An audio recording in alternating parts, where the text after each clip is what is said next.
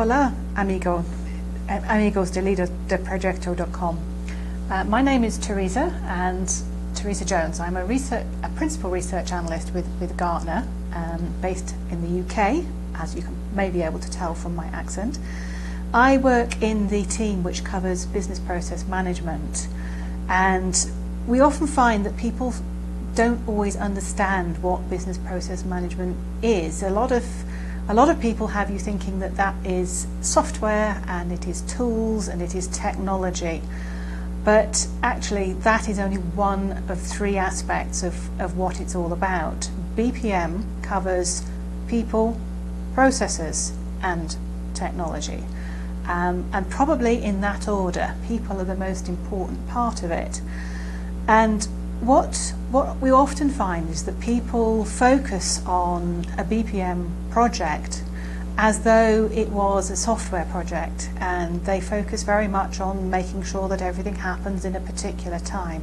And they get to the end and the project may have achieved some success, and then we find that they then get a bit disillusioned about what this BPM stuff can do. It's probably cost a lot. It's quite expensive for software, and they find that they haven't perhaps achieved what they thought they were going to do. And that's because of the way it's been treated. If you think about BPM more as relating to improving the business processes in your organization, and think about it as a step in the journey of continuous process improvement and making sure that the performance of your organization continues to rise, then that is probably a much better way of thinking about BPM. But of course, it's a challenge because you find that people don't like change. They're very set in their ways, and the hardest thing that any project manager working on a BPM project is likely to find is to get those people to, which of course they're probably not going to be part of the team, they may be just elsewhere in the business, and you're trying to approach them and to identify how they run their business and where there are opportunities for improvement.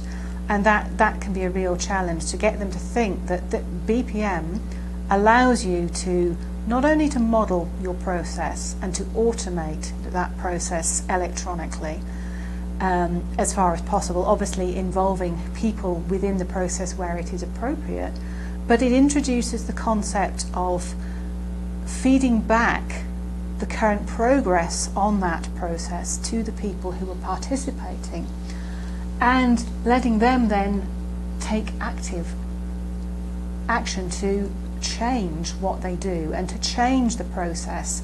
And because it's not just a model, it's an electronic model, it can then, if you make a change to it, it can then revise the process and take you up a level every time you iterate.